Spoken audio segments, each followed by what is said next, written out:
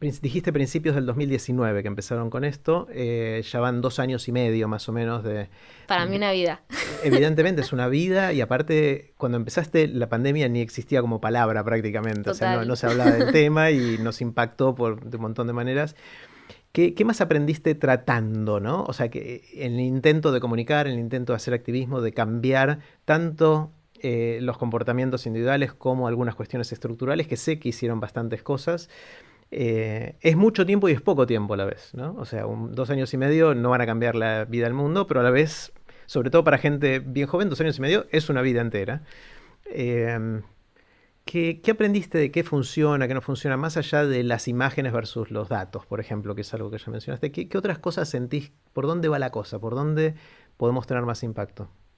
Yo creo que primero lo que aprendí dentro de Jóvenes por el Clima es que muchas veces pensamos que el mayor desafío es, no sé, dar un discurso que se termina aprobando X proyecto de ley, cuando en realidad creo que lo más difícil termina siendo lo interno, ¿no? O sea, organizar a toda esa gente, organizar ese movimiento, porque al fin y al cabo esa ley no se aprueba solamente por, no sé, ir a hablar, que también es parte, ¿no? Y tocar la puerta de cada diputado o diputada y decirles, che, soy Nikki de Jóvenes por el Clima y quiero que apruebes esta ley, que es súper interesante, sobre todo desde el lado de, bueno, jóvenes en el Congreso, algo que no solemos ver, pero al fin y al cabo eso se aprobó por, bueno, que haya un movimiento atrás metiendo presión.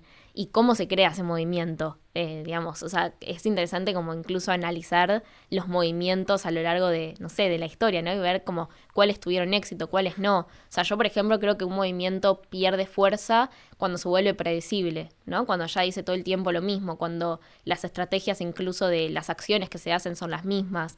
Y cómo te reinventás todo el tiempo, Está ¿no? bueno. Es como creo que ahí hay algo y que eso termina siendo mucho más difícil en cuanto a que te tenés que romper la cabeza pensando que después, no sé, dar un discurso en tal lugar que es capaz lo que terminas viendo, ¿no? Como Claro. ese resultado, que al fin y al cabo eso, no sé, no es tan difícil, pero sí todo el proceso anterior. Me encantó, Nicky, esto de sorprender. Me dejaste pensando la necesidad de cualquier movimiento, activismo o lo que fuera de seguir sorprendiendo, y cuando dijiste sigue siendo lo mismo, enseguida empecé a pensar en Greenpeace o algunas otras organizaciones que vienen haciendo cosas en esto, pero que empiezan a parecerse a sí mismas, de Mm. alguna manera, ¿no? Que empiezan a repetir estrategias. No conozco tanto Greenpeace, con lo cual quizás estoy siendo injusto y quizás sí están haciendo cosas espectaculares, no sé. Pero, ¿qué tipo de qué cosas nuevas hay en esto? ¿En qué se puede innovar? Bueno, creo que mucho en las acciones, lo de Greenpeace, hay un documental muy bueno en Netflix que se llama Cómo cambiar al mundo, que es de los inicios de Greenpeace, y justamente lo que dicen ellos, relacionado a lo que estábamos hablando, es que, digamos, los fundadores, ¿no? de Greenpeace, es que ellos se volvieron tan burocráticos en términos de que se crearon muchos Greenpeace en todo el mundo, que se olvidaron que su objetivo en realidad era cambiar al mundo, ¿no? Entonces es muy interesante eso. Y con respecto a esto que me preguntabas de, no sé, esto de, bueno, ¿y cuáles son las nuevas formas? Primero, a nosotros la pandemia nos obligó, porque nosotros primero nuestra mayor herramienta era hacer una movilización, que no era algo nuevo, o sea, la movilización es algo histórico, pero sí era nuevo la gente que iba. Claro. Era una marcha protagonizada por jóvenes y jóvenes que no están tan acostumbrados a movilizarse, ¿no? Sobre todo si ibas a la primera movilización, veías a gente que capaz nunca había una marcha en su vida. Y eso tenía de interesante, y que era una marcha como estudiantil y de un tema nuevo.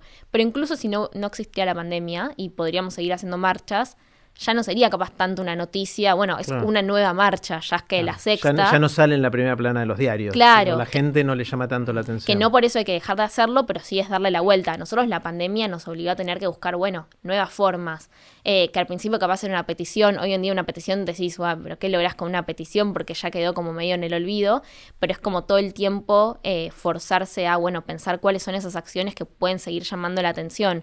Porque al fin y al cabo, para mí también hay algo que también lo hablaba con Mariano, que es que, digamos, nuestro cerebro, no sé, no quiere estar todo el tiempo pensando en cosas negativas y en cosas malas. Y la verdad es que la crisis climática algo muy divertido no es, lo podés contar de una forma divertida o con alguna dinámica, pero qué sé yo, es un tema que incomoda también, Ujú. ¿no? Que incomoda. Entonces creo que está en, bueno, ver de qué forma ahí puedes hacer acciones que llamen un poco más la atención. Claro, que la gente quiera subirse a pesar de esa incomodidad, ¿no? Sí, lograr como que lo cool hoy en día es, bueno, estar preocupado por este tema. Sí, Así sí, como sí. capaz con el feminismo, con la lucha por la igualdad de género, claramente hoy si querés ser cool, o sea, si querés estar ahí en la onda, hay cosas que ya no podés decir, hay cosas que tenés que entender. Bueno, creo que con lo ambiental todavía está empezando a pasar, pero a pasito, y creo que tenemos que lograr eso. Claro.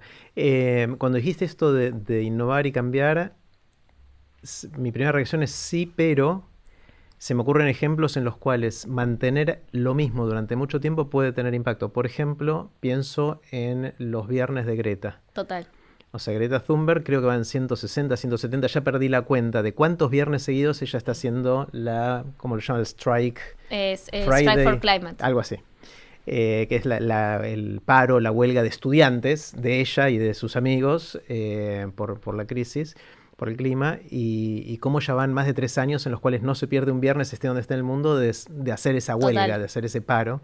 Entonces hay algo también simbólico de sostener estas cosas, ¿no? Y que no sea una moda instantánea que pasó la primera marcha y bueno, después se desinfla